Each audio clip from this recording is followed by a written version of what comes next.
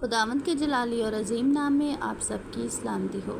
آج ہم پڑھیں گے تھسلونیکیوں کے نام پولس رسول کا پہلا خط، اس کا 3 باب۔ اس واسطے جب ہم زیادہ برداشت نہ کر سکے تو اتھینے میں اکیلے رہ جانا منظور کیا، اور ہم نے تیموتھیوس کو جو ہمارا بھائی اور مسیح کی خوشخبری میں خداوند کا خادم ہے اس لیے بھیجا کہ وہ تمہیں مضبوط کرے اور تمہارے ایمان کے بارے میں تمہیں نصیحت کرے کہ ان مصیبتوں کے سبب سے کوئی نہ گھبرائے، کیونکہ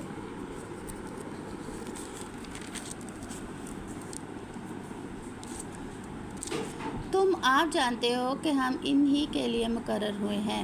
بلکہ پہلے بھی جب ہم تمہارے پاس تھے تو تم سے کہا کرتے تھے کہ ہمیں مصیبت اٹھانا ہوگا، چنانچہ ایسا ہی ہوا، اور تمہیں معلوم بھی ہے۔ اس واسطے جب میں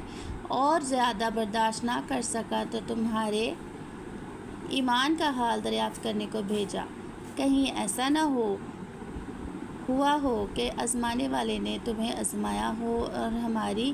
محنت بے فائدہ گئی ہو۔ مگر اب جو تیموتھیوس نے تمہارے پاس سے ہمارے پاس آ کر تمہاری ایمان اور محبت کی اور اس بات کی خوشخبری دی کہ تم ہمارا ذکر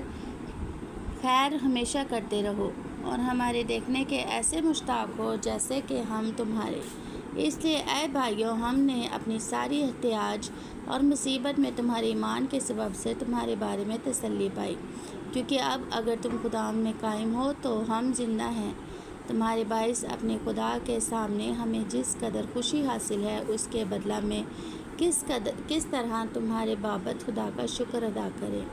ہم رات دن بہت ہی دعائیں کرتے رہتے ہیں کہ تمہاری صورت دیکھیں اور تمہارے ایمان کی کمی پوری کرے۔ اب ہمارا خدا اور باپ خود اور ہمارا خداوند یسوع تمہاری طرف ہماری رہبری کرے،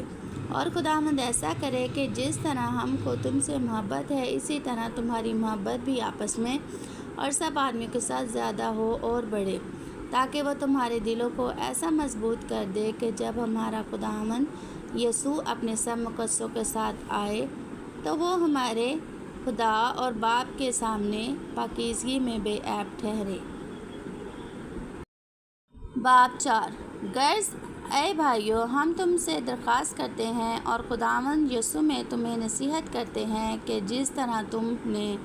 ہم سے سنا، سب چال چلنے اور خدا کو خوش کرنے کی تعلیم پائی، اور جس طرح تم چلتے بھی ہو، اور اسی طرح اور ترقی کرتے جاؤ، کیونکہ تم جانتے ہو کہ ہم نے تم کو خداوند یسوع کی طرف سے کیا حکم پہنچائے۔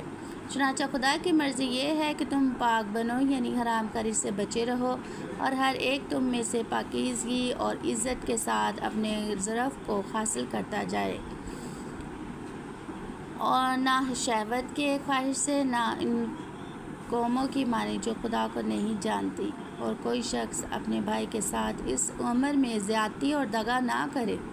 کیونکہ خداوند ان سب کاموں کا بدلہ لینے والا ہے۔ چنانچہ ہم نے پہلے بھی تم کو تنبیہ کر کے جتا دیا تھا،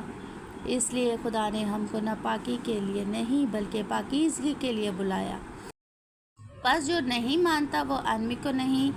بلکہ خدا کو نہیں مانتا جو تم کو اپنا پاک روح دیتا ہے۔ مگر برادرانہ محبت کی بابت تمہیں کچھ لکھنے کی حاجت نہیں، کیونکہ تم آپس میں محبت کرنے کی خدمت سے تعلیم پا چکے ہو، اور تمام مقدونیہ کے سب بھائیوں کے ساتھ ایسا ہی کرتے ہو۔ لیکن اے بھائیو، ہم تمہیں نصیحت کرتے ہیں کہ ترقی کرتے جاؤ، اور جس طرح ہم نے تم کو حکم دیا، چپ چاپ رہنے اور اپنا کاروبار کرنے اور اپنے ہاتھوں سے محنت کرنے کی ہمت کرو، تاکہ باہر جانے والوں کے ساتھ شائستگی سے برتاؤ کرو اور کسی چیز کے محتاج نہ ہو۔ اے بھائیو، ہم نہیں چاہتے کہ جو سوتے ہیں ان کی بابت تم ناواقف رہو،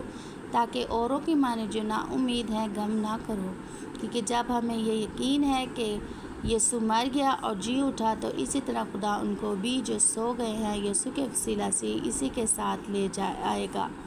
چنانچہ ہم تم سے خداوند کے کلام کے مطابق کہتے ہیں کہ ہم جو زندہ ہیں خداوند کے آنے تک باقی رہیں گے،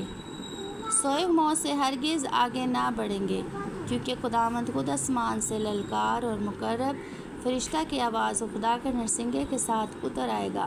اور پہلے تو وہ جو مسیح میں موئے جی اٹھیں گے، پھر ہم جو زندہ باقی ہوں گے ان کے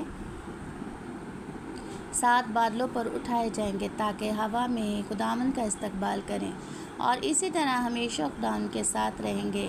بس تم ان باتوں سے ایک دوسرے کو تسلی دیا کرو۔ باب 5۔ مگر اے بھائیو، اس کی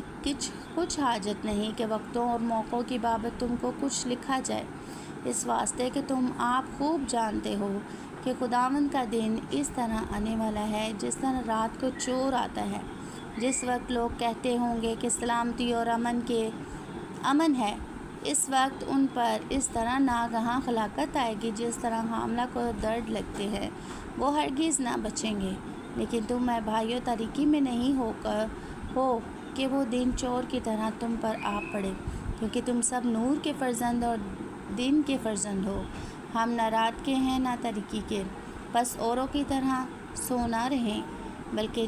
جاگتے اور ہوشیار رہیں،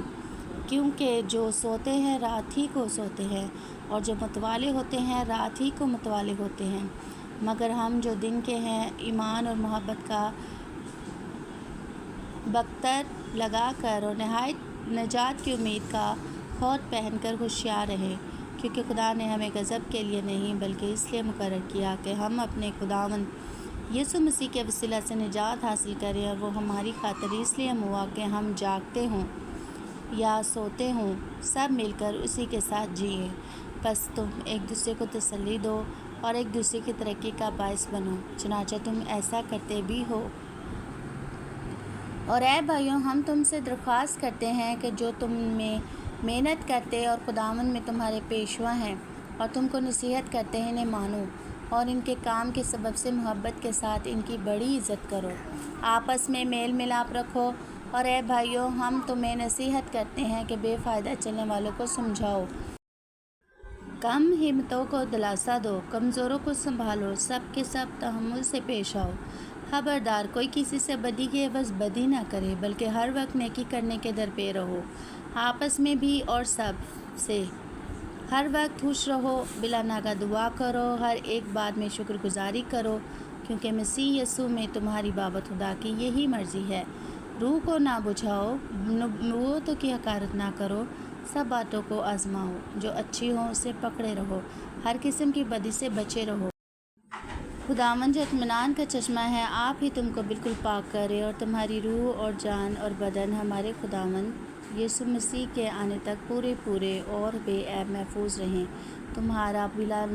بلانے والا سچا ہے اور وہ ایسا ہی کرے گا۔